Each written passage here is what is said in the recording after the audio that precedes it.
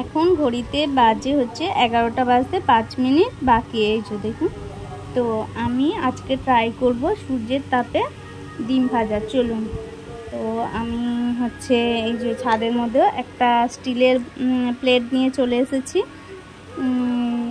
তো আজকে আমি এটা কিছুক্ষণের জন্য রোদ্দুরের মধ্যে রেখে দেব।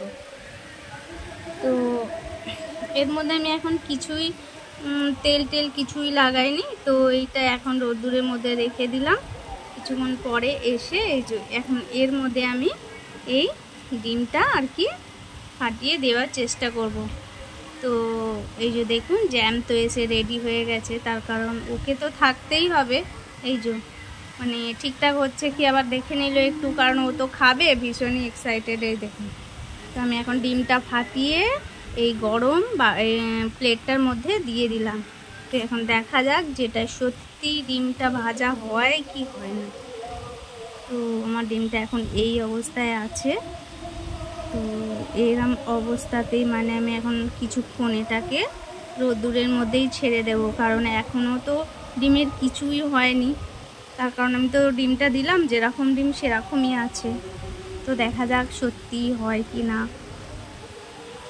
চলুন, এটা এখন রোদ্দুরের মধ্যে কিছুক্ষণ থাক, কারণ এত রোদ যে এখানে বসা যাচ্ছে না, মানে পাই দেওয়া যাচ্ছে না ছাদের মধ্যে। ওই আমার ছেলে আবার ম্যাটটা পেতে ওর মধ্যে বসে আছে। তো দেখুন আস্তে আস্তে মানে এই মাঝের অংশটা একটু জাস্ট হালকা সাদা সাদা হয়েছে। তো এছাড়া তো আমি কিছুই দেখতে পাচ্ছি না, মানে ভাজার কোনো চিহ্নই দেখতে পাচ্ছি না।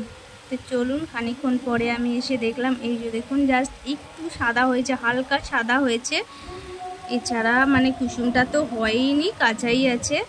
তো দেখা যাক আরও কতটা টাইম লাগে। তো আমি এটাকে আরও কিছুক্ষণের জন্য ছেড়ে দিলাম। কিছুক্ষণ পরে এসে এই যে আমার ডিমের এই অবস্থা হয়ে গেছে, মানে সব ডিম ফেটে রোদ্দুর মধ্যে গুলে পুরো ঘেঁটে একদম পুরো পাতলা হয়ে ডিম গুলে গেছে। তো ভাজার তো কিছুই হয়নি, জাস্ট এই জায়গাটা মাঝখানটা একটু বসা বসা মতো হয়েছে। তো এ তো কোনো মতেই খাওয়া যাবে না, কারণ এটা তো খাওয়ার মতো হয়ই না। আপনারা তো দেখতেই পাচ্ছেন, দেখুন এই দেখুন। তো আমার তো ব্যাড লাক হলো না, মানে আমি পারলাম না। তো এই জন্য কি আর বলবো, এই যে দেখুন আমার ডিম মানে এই